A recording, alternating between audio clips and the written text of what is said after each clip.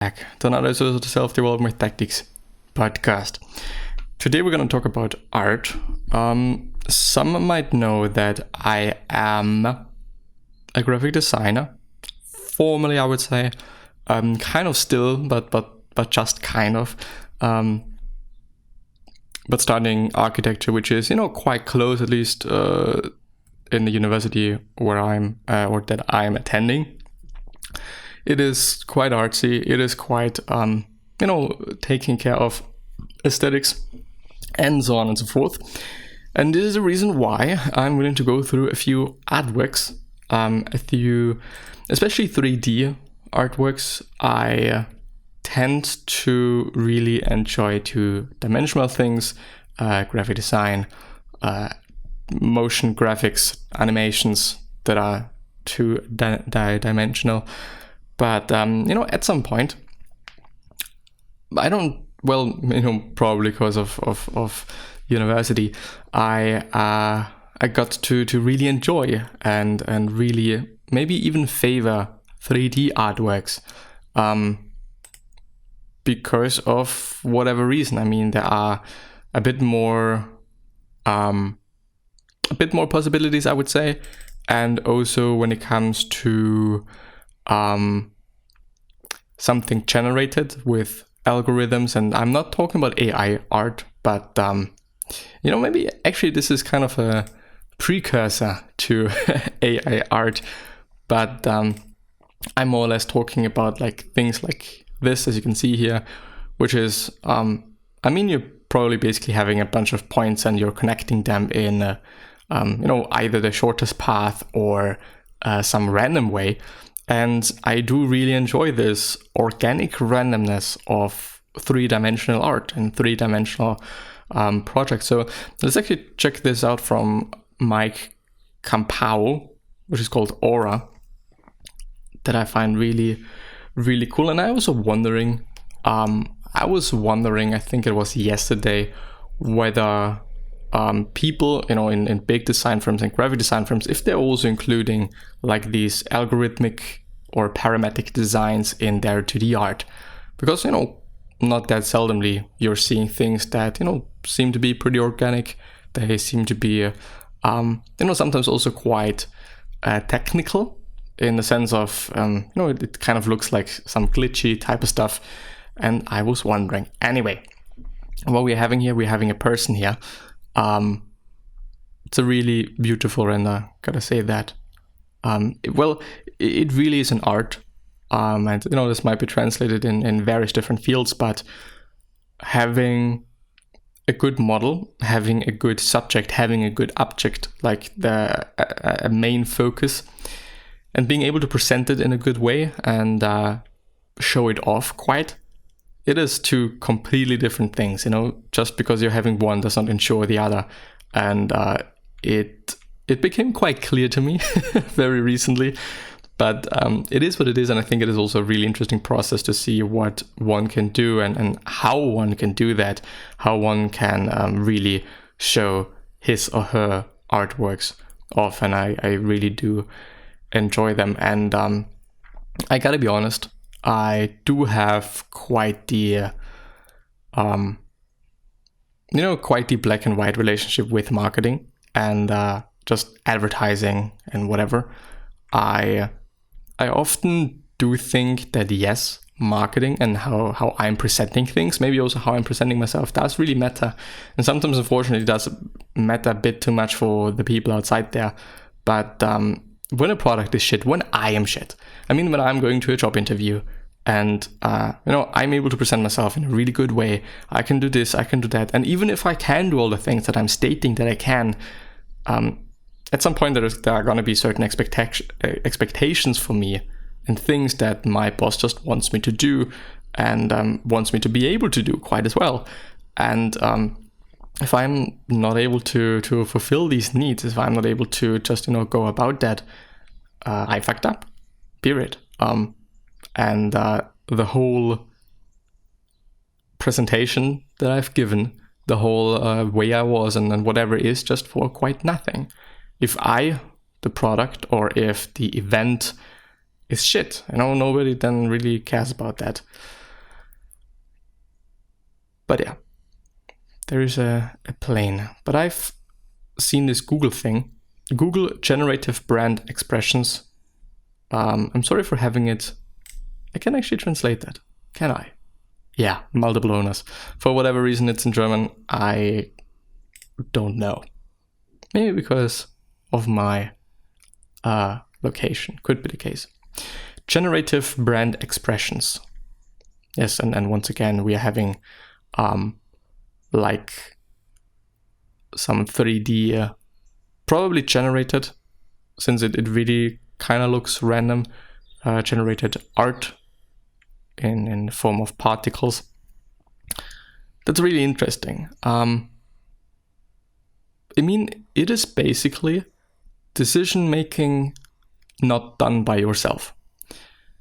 Some algorithm with certain parameters decided to do this, that, and the other thing. This is a curve, I don't know, a sinus, whatever curve, as you can see here in the video in the middle. But still, these decisions are not done by oneself. So one could also wonder, are there any ways in which I can AIify my decision-making process?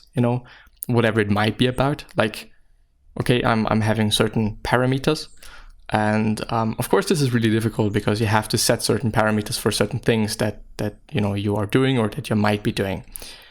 So when I'm, thinking about going to a party or not going to a party, like, what are the benefits and how am I quantifying them? If I do not go to the party, I'm probably also not going to drink, which is better for my health, so +1 for health or something. On the other hand, I might not meet people, I might feel depressed because I'm not going, I might feel FOMO, so maybe just -1 in mental health. And so I think you basically could parameterize and give value to certain events and certain actions and certain things, and then decide upon that. Even though one does give those values, so -1, 1, +2, whatever, and this then is again a decision. So I don't know. Maybe it is just better to think hard and then make decisions and just go with what happens. These are just some really, really cool artworks.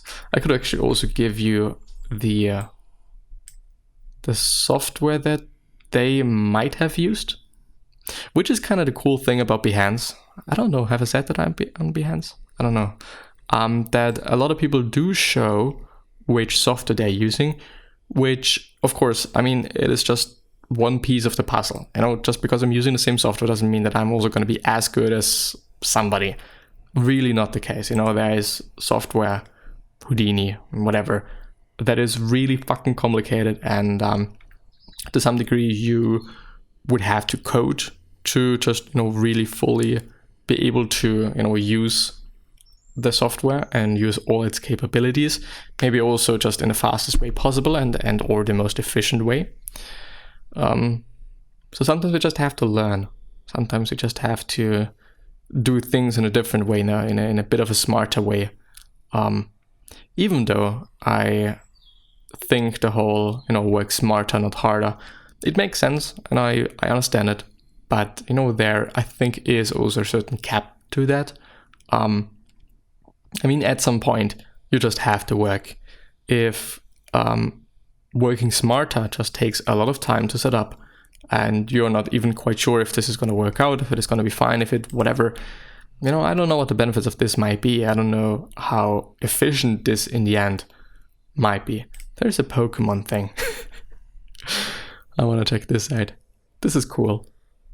Like some balloons, some balloony stuff. Poke balloon. I thought it would be nice to have a balloon that resembles a character. In line with this idea, we made balloons shaped like Pokemon and tried to provide a friendly, fun, and pleasant image through artwork using swollen materials. This is actually something that I figured out really recently. Those swollen materials are basically just, random materials, and under pressure. So I think just in the material, in this object, in this volume, you're having air, and that's, increasing, or pressure that is increasing, and because of that, it forms these. That's cool. That really is cool. These really amazing shapes, I'd say, and amazing forms. But I don't know how to set up the models themselves. But it's really cool.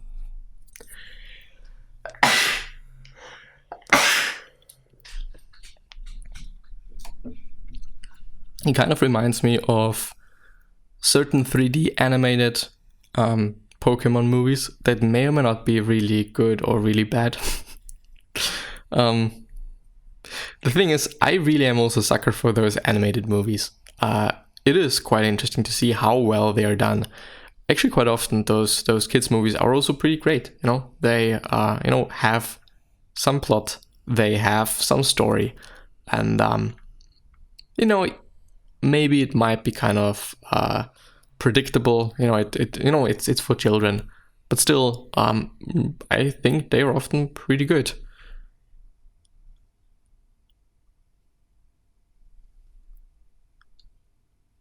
And I mean, also, I'm just, watching, seeing what happens there.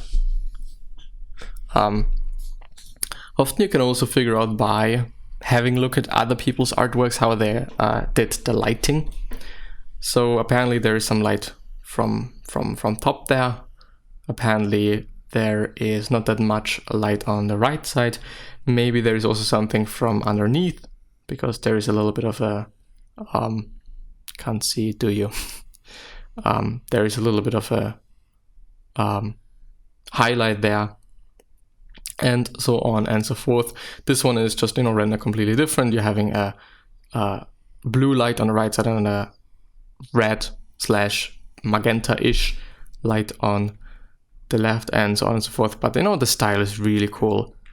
This must have taken just so incredibly long to perfect. So in the end there are just so many layers, I'd say.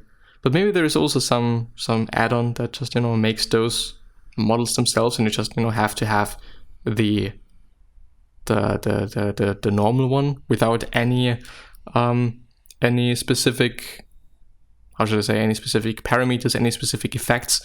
Because the thing is, is it a torus? I don't know. Yeah, let's call it a torus. The torus that is going around the Pokeball, just in the middle of it. It's not being deflated and or balloonized. Yeah, it is like a crease or a seam or something, and it is hairy.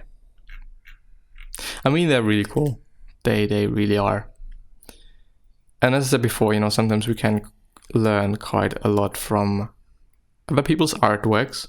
And it is actually quite interesting. It's not a professor, but also not tutor, but the let's just call it a professor. A professor told us that we can learn the most from the other people that are, so the other students. And I always thought I don't really know. I don't really know if I learn that much from them. On one hand, I do not see all of their artworks, and just I'm also not gonna go around and just look for whatever they did and whatever. To some degree, I do, but I'm not gonna just talk to everybody, because I think the problem with kind of tuition-free studies or universities kinda is maybe the motivation and the reasons why people are studying may not be in line with kind of maybe the whole the whole institution. Of course there's going to be certain people that really just they don't know what to do else, and so therefore they're studying. Even though architecture is definitely not something you are doing on the side. It is quite, it takes quite some time, I gotta be honest. It really is kind of insane from time to time. But still, motivation also like is not going to be there for some people. But yeah, anyway, I came to the conclusion though that I might then just see some things, see some ideas, some thoughts from other people that I really do enjoy and I really think are amazing. And I can take them. And on the other hand, I can also see certain things that I really dislike and think are not looking really cool. And I just, don't find them interesting. And so I'm not going to try this out. So in the end, I might just be saving quite a shit ton of time by watching other people and by trying to figure out what I like about their work and what I don't. Back in the days, it's been a bit easier since we've had our own server and, every student had to upload their stuff onto it so that the teachers can, check it out and grade it and whatever. But now we're not having that. It's quite all, we're all having our own, just our own server of some type, some cloud space quite, and nobody can but yourself access that. So it is not the case anymore. I also like this one. I really do. I mean, as you can see, I think that I'm just really a sucker for some organic generated stuff that is just not predictable. It's not just something that one quite has seen before. So yeah, I really, really do enjoy that. Well, let's go back and hope that or have I gone back? Yeah, on the very bottom you can see there. Tools used: Photoshop, Cinema 4D, and Octane Render. So as sometimes as useless as it might be to know what somebody else is using, what software, what techniques and whatever, sometimes techniques is definitely interesting and useful as well. But it is still interesting to see what are they using, because sometimes certain functions are only available for certain softwares and might really, really help you to be even faster, might really help you to just, many things more efficient, better, and whatever. But yeah, anyway, I think that I'm going to end the episode there. I really do hope that I've been able to kind of combine the whole self-development theme and self-development thing with art/design work /3D artistry. I think that everyone can learn from every field.